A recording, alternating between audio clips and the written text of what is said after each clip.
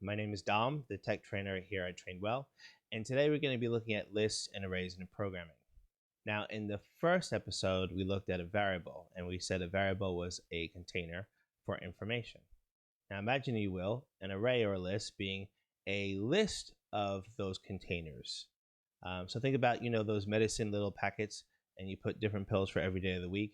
An array is like that, or a list is like that. Now, I'm going to be using a list and arrays interchangeably in this video, but you need to be aware that there are some differences programmatically. Mainly, a list can hold multiple different types of pieces of information, while an array will tend to hold only one type of information. So just something to be aware of. For now, just pretend that there are your medicine tablets, for the days of the week. So I don't have one of those, but what I'm going to do is I'm going to use these, which are a set of markers. They're plain set of markers, nothing specific about them, but I want to sort of point out a couple things. You'll notice that there are 6 markers, 1, 2, 3, 4, 5, 6. But if you notice, there are 1, 2, 3, 4, 5, 6, 7 ridges.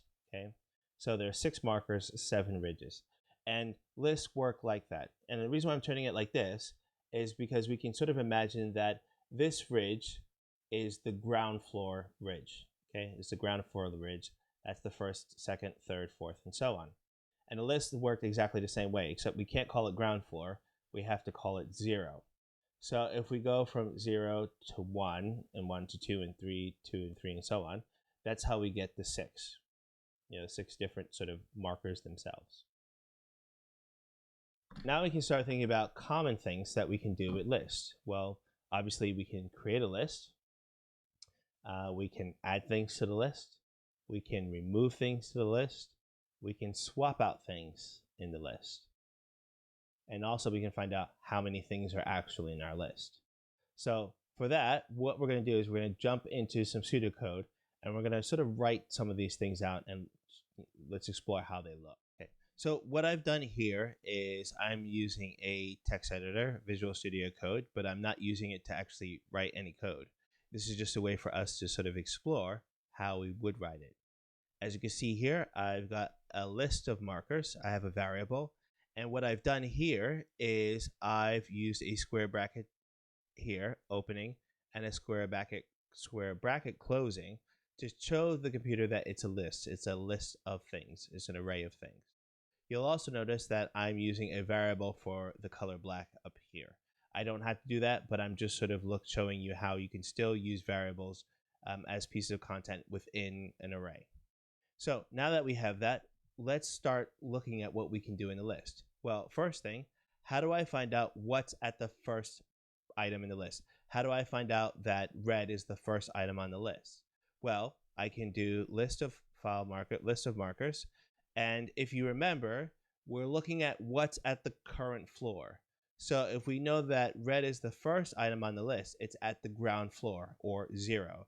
So we want to put at index 0, and that would give us red. If I want to know what's on the second floor, it's going to be orange, third floor, and so on. So it's what we call a zero-based counting kind of thing. But if that's a little bit hard to wrap around, just think about it starts on the ground floor, which is the 0th floor, and then we move on from there. Next, what I can do, and I'm just going to type this in.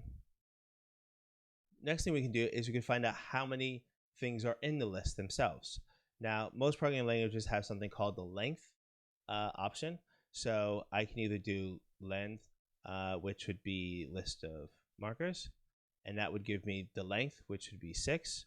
Or alternatively, if I'm using something like Java, I would have to do list of markers dot length. Okay, and like that. Okay. But either one is going to return, which is going to give you back how many things are in the list. If I want to add to my list, it's add. So list of markers dot add. And as I said before, it depends on the programming language that you're using. Sometimes you can add whatever you like to the list. Other times you have to be aware of what's already in the list and add that type. And if I can add something, I can remove something. So I can just remove it. Again, see your language of choice as an idea. Okay. So with lists and arrays in particular, you can add, you can move, you can remove things and add things. Now, one more thing before we go is talking about the difference between sort of removing and changing a value.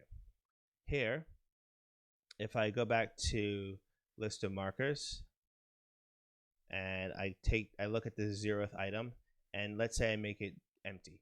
Okay, and the way I'm going to make it empty is I'm going to use null. Okay, I'm going to say it's empty. There's no value in there.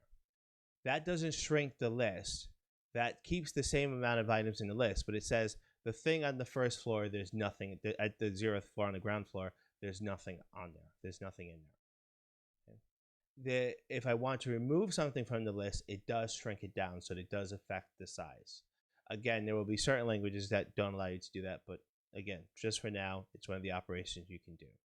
The other thing you also need to be aware of is that you can't go beyond the amount of things in the list. So here, I currently have, I still have 6 things in the list. If I want to find out what's on the 6th floor or the 7th item in the list, I'm going to get an error. It's going to say array out of bounds or list out of bounds or something like that. Basically says there's nothing on that floor. So when we're doing calculations, and when we look at list operations next week, you need to make sure that you're counting appropriately. Otherwise, your program may stall. So that's it for list and arrays for now. Next week, as I already mentioned, we're going to look at how we iterate or loop through those things using while and for loops. And then we're going to also come back to conditionals and look at how they also influence how we use these sort of new packaging. I hope you really enjoyed this. If you like it, please subscribe and share with your friends. And the feedback so far has been really, really positive. So please let me know anything else that you want to learn more about or anything I could do to help you make programming a little bit easier and approachable. Thanks for watching, and I will see you next time.